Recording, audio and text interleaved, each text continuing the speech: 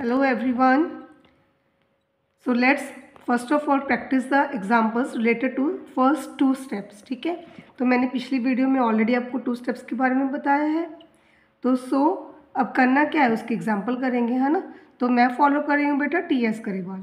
Okay, so first of all you are given surplus balance in the statement of profit and loss. This is the opening balance, this is the closing balance, dividend paid, interim dividend paid during the year. Okay, transfer to reserves, provision for tax of current year, refund of tax, loss of inventory due to fire. ये क्या है बेटा, this is extraordinary item. ठीक है, ये loss है, debited to profit and loss. Then insurance claim receive for above loss, है ना. तो ये अगेन क्या है, this is again extraordinary item. अब ये रिसीव्ड है, इनकम है, क्रेडिटेड. ठीक है, so we are starting to solve the same example. Okay, आप इसका स्क्रीनशॉट ले सकते हो क्योंकि अब मैं इसको नोटबुक पर सॉल्व करने जा रही हूँ. ठीक, चलो. So net profit as per surplus balance in the statement of profit and loss. करना क्या है, क्लोजिंग माइनस ओपनिंग, है ना. So 1,18,000 minus 50,000. ठीक है, तो दोनों को माइनस करके आपके पास क्या आ गया, 68,000. ठीक है, नाउ एड डिविडेंड पेड. ठीक है, ये क्या है, ये प्रपोज डिविडेंड. याद है आपको, पिछली वीडियो में मैंने बताया था propose dividend of previous year. Current year का नो ट्रीटमेंट कहीं भी. ठीक, सो इसका अमाउंट आपके पास है 36,000. फॉर्मेट भी देख लेना ध्यान से. Then interim dividend paid during the year,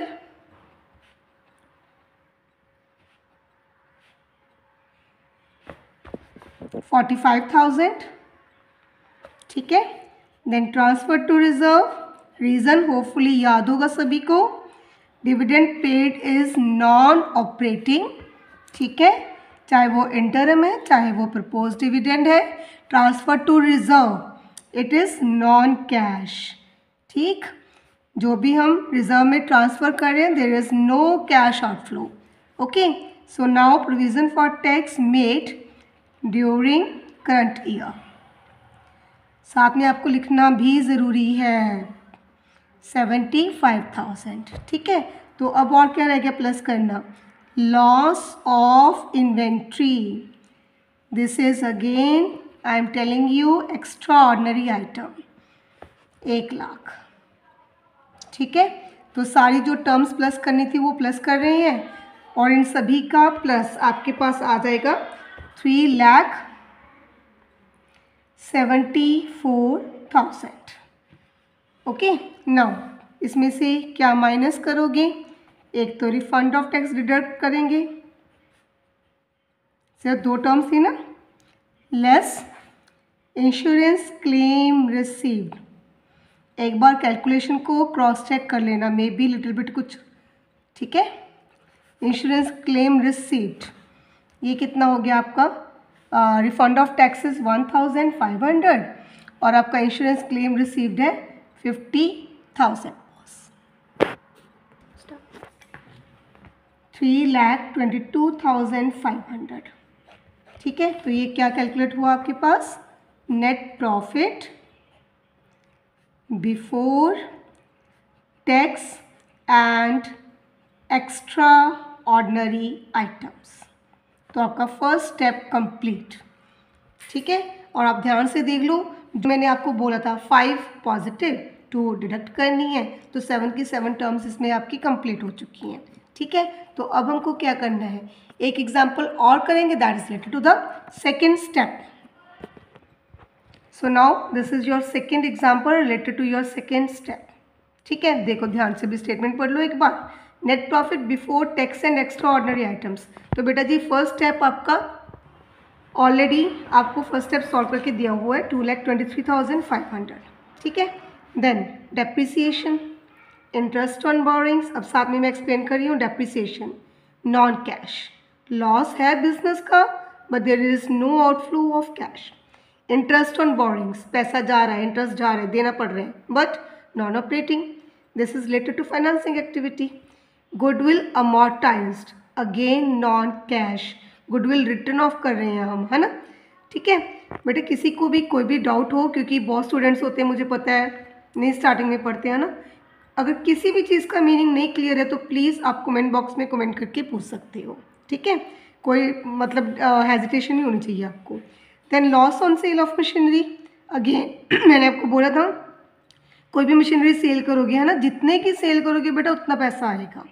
ठीक है, अगर मान लो कि आपकी 7,000 की मशीनरी है, आप उसको सेल कर रहे हो 7,000 की है, चलो 70 लगा लो, we are selling it in 50,000, so cash inflow is there of 50,000, but हमारा प्रॉफिट एंड लॉस अकाउंट क्या शो करता है, दैट शोज ₹20,000 लॉस। ठीक है, तो हम तो कैश फ्लो बना रहे हैं, हमें तो एक्चुअल कैश चाहिए, है ना। दैट्स वाई जो ये लॉस है इसको हम ख़त्म कर रहे हैं ऐड करके। ठीक, देन प्रीमियम और रिडेम्पशन ऑफ डिबेंचर्स, बेटा इसका ध्यान रखना, आपका सिक्योरिटी प्रीमियम आ जाए, चाहे प्रीमियम और रिडेम्पशन, ये दोनों ही प्रीमियम जस्ट फाइनेंसिंग पे अपना इम्पैक्ट छोड़ेंगे। ठीक है, इसका ना तो ऑपरेटिंग में कुछ करना है, ना ही आपको इन्वेस्टिंग में करना है। Clear? So premium or redemption of debentures will not be treated anywhere in operating activities. Interest and dividend received on investment. Clear cut देख लो investment. ठीक है, तो जो ये पैसा आ रहा है आपका इन्वेस्टमेंट एक्टिविटीज से आ रहा है, that's why it will be deducted in the operating activity. यहाँ पर हम इसको माइनस कर देंगे. Profit on sale of investment. ठीक है, ये आपका नॉन ऑपरेटिंग हो गया, अगेन इन्वेस्टमेंट से रिलेटेड है ना। सो प्रॉफिट है, अगेन माइनस हो जाएगा। ठीक है, सो एक बार मैंने आपको समझा दिया, अब इसी को मैं रिटर्न में बता रही हूँ। क्लियर, चलो करते हैं स्टार्ट। लो फिर सेकंड स्टेप हम स्टार्ट कर रहे हैं। Net profit before tax and extraordinary items you are already given 2,23,500। ठीक है, तो अब इस स्टेप में क्या करना है आपको याद होगा, adjustment for non cash non operating items. ठीक है, सो प्लस करना स्टार्ट कर रहे हैं, किनको, डेप्रिसिएशन, होपफुली आपने स्क्रीनशॉट ले लिया होगा, है ना, अदरवाइज़ ये देखो साथ में बुक अगर आपको नज़र आ रही है। ठीक है, तो डेप्रिसिएशन ऐड कर रहे हैं, इंटरेस्ट ऑन बोरिंग्स। स्टूडेंट्स अगर आपको कहीं भी लगे कहीं कोई कमी है ना, कुछ आपको प्रॉब्लम आ रही है, सो प्लीज़ मुझे ज़रूर बताइएगा, I will try to improve myself. Okay. Goodwill amortized, loss on sale of machinery. ठीक है, तो इन सभी के अमाउंट्स में लिख रही हूँ, 42,000 डेप्रिसिएशन, 8,400 इंटरेस्ट, 9,300 की गुडविल हो गई हमारी, 9,000 का लॉस हो गया। ठीक है, तो इन चारों को प्लस करेंगे, यू विल गेट 68,700। ठीक है, तो इसको 2,23,500 में प्लस करके 2,92,200। ठीक है, अब इसमें से डिडक्ट क्या करना है, जो हमारी इनकम थी, कौन कौन सी, interest and dividend received on investment. ठीक है, amount 13,800, then was profit on sale of investment। ठीक है, अब हमारी दो एग्जाम्पल्स हो जाएंगी। सो आपके पास जो भी बुक है पहले दो स्टेप आप सॉल्व करने की कोशिश करोगे। 19,800, 2,72,400, ये आपका सेकंड स्टेप सॉल्व हो गया। ठीक है, तो जो अमाउंट हमारा कैलकुलेट हुआ क्या लिखोगे यहाँ पर, this is operating profit before working capital changes. ठीक है, तो वर्किंग कैपिटल से पहले क्या मतलब कि अभी थर्ड स्टेप में हमें क्या सॉल्व करना है, वर्किंग कैपिटल। ठीक है, तो उसको तो हम नेक्स्ट वीडियो में डिस्कस करेंगे। फिलहाल चैप्टर आई नो थोड़ा सा मुश्किल है, तो प्लीज़ अभी आप ये दोनों स्टेप कवर अप करने की कोशिश करो। किसी को कोई भी प्रॉब्लम आती है तो please ask me. Good bye all of you.